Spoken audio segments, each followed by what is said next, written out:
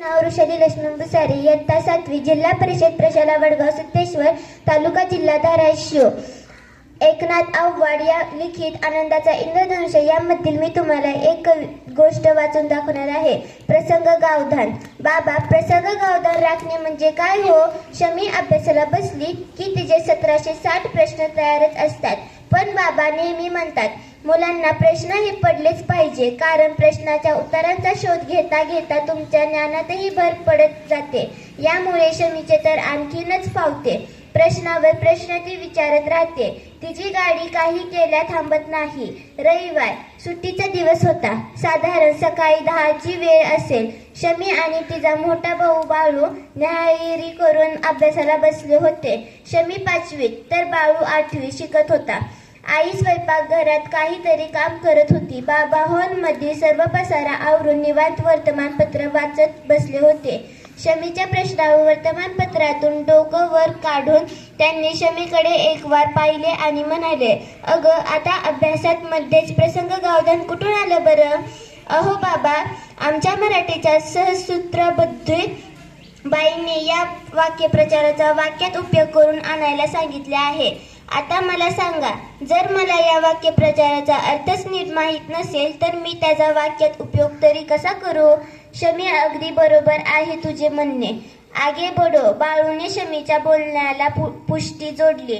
बाबांनी वर्तमानपत्र बाजूला ठेवले आणि म्हणाले, प्रसंग गावधान म्हणजे योग्य वेळी युक्ती सुचवणे, परिस्थितीची पारख होणे, भावांहून न जाणे, स्थिर चित्त राहणे, थांबणे. मी तुला उदाहरणासह नीट समजावून सांगतो, म्हणजे तुझ्या डोक्यात पक्क बसे.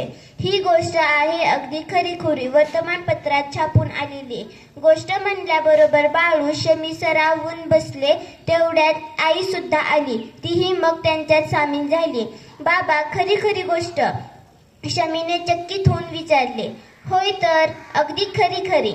ही गोष्ट आहे नांदेड जिल्ह्यातील बिलोली तालुक्यातील थडीसावली गावातील लक्ष्मी आनंदा एडलेवार या 13 वर्षाच्या मुलीची. ही मुलगी सध्या तिथल्याच खतगावच्या सौ मंजुळाबाई हायस्कूलमध्ये इयत्ता 8वीत शिकते आहे बरं का. अतुलनीय शौर्य दाखवणाऱ्याला बालकांना दिला जाणारा राष्ट्रीय बाल शौर्य पुरस्कार यंदा नांदेड जिल्ह्यातील लक्ष्मीला मिळाला आहे. वा, खूपच छान. शमीच्या तोंडून उत्स्फूर्तपणे उद्गार निघाले. पण बाबा, असं काय केलं तिने की तिला हा राष्ट्रीय बाल शौर्य पुरस्कार मिळाला? बाळूने अधीर होऊन विचारले. सांगतो. लक्ष्मी येडलेवार या मुलीचे आई वडील दोघे हे शेतमजूर. एकदा काय झाले, दुपारच्या वेळी लक्ष्मी घरात अभ्यास करत बसली होती आणि तिचे आई वडील कामाला गेले होते. घरावरील पत्रे वाऱ्याने आणि पावसाने उडून जाऊ नयेत म्हणून घराच्या पत्र्यावर ताण दिलेल्या तारांमध्ये त्यावेळी विद्युत प्रवाह प्रवाहित झाला होता. घराच्या अंगणात खेळणाऱ्या लक्ष्मीचा 4 वर्षाचा चुलत भाऊ आदित्याचा या तारांना स्पर्श झाला आणि तो त्या तारांना एकदम चिटकून बसला. जोराजोरात तो ओरडायला लागला. भाऊ ओरडल्याच्या आवाजाने लक्ष्मी घराबाहेर आली.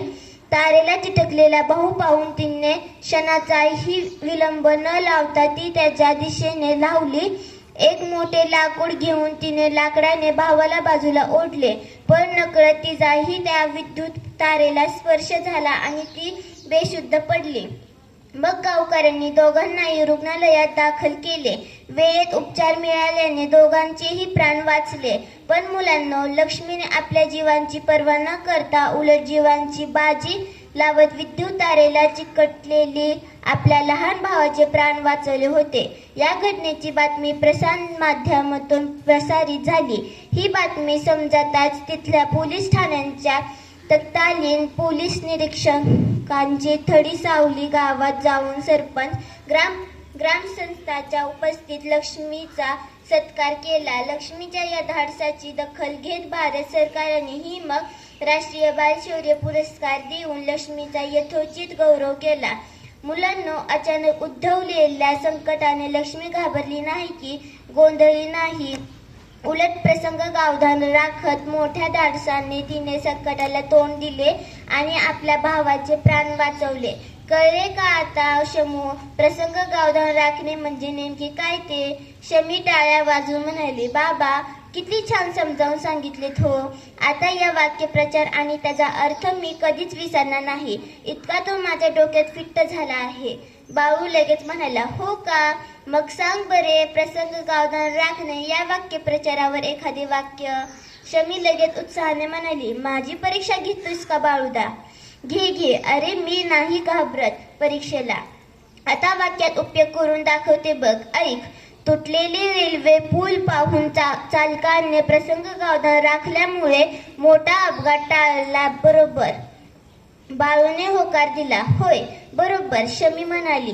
तू सांग बघू आता या वाक्यप्रचारावर एखादे नवीन वाक्य. बाळू म्हणाला, सांगतो. घाबरतो की काय? ऐक. तलावात बुडणाऱ्या मुलाला तरुणाने प्रसंग गावधान राखत पाण्यातून बाहेर काढून त्याचे प्राण वाचवले. आई म्हणाली, वा छान, दोघीही पास बरं का. पण मला सांगा, लक्ष्मीने विजेच्या ताराला चिटकलेल्या तिच्या भावाला बाजूला काढायला लाकडाचाच उपयोग का केला असे बरे? बाळू उत्साहाने म्हणाला, मला माहित आहे, कारण लाकूड उष्णतेचा आणि विजेचा दुर्वाहक पदार्थ आहे. विज्ञानात शिकलो आहे मी. दुर्वाहक? शमूचा प्रश्न तयारच. बाळू म्हणाला, शमू, ज्या पदार्थांमधून उष्णतेचे विजेचे वहन सहजपणे होते त्यांना उष्णतेचे सुवाहक म्हणतात. जसे की सोने, चांदी, तांबे, ॲल्युमिनियम हे उत्तम सुवाहक आहेत. तसेच ज्या पदार्थातून उष्णतेचे विजेचे वहन सहजपणे होत नाही त्यांना उष्णतेचे दुर्वाहक म्हणतात. जसे की लाकूड, काच, रबर. आई म्हणाली, अगदी बरोबर बाळू. शमू, कळले का तुला?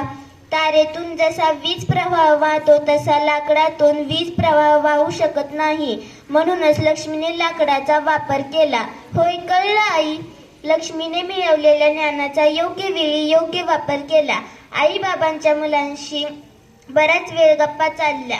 मुलेही गप्पा गोष्टीत रंगून गेली. एके दिवशी काय झाले, त्यांच्या शेजारच्या घरात एक घटना घडली. घटना कसली? दुर्घटनाच होती ती. त्याचे असे झाले, रात्रीच्या वेळी सगळे झोपेत असताना शेजारच्या घरातून वाचवा वाचवा असा ओरळ्या ऐकू आल्या. बाळू व शमीच्या कानावर त्या ओरळ्या पडताच त्यांनी आधी आई बाबांना उठवले. मग बाळू शमीसह ते सारेजणच शेजारच्या घराकडे धावले. घरात शिरले. पाहताच तर काय, त्या घरातल्या देव्हाऱ्यातल्या दिव्याने चांगलाच पेट घेतला होता. देव्हाऱ्याला व त्यांच्या आजूबाजूंच्या वस्तूंना मोठीच आग लागली होती.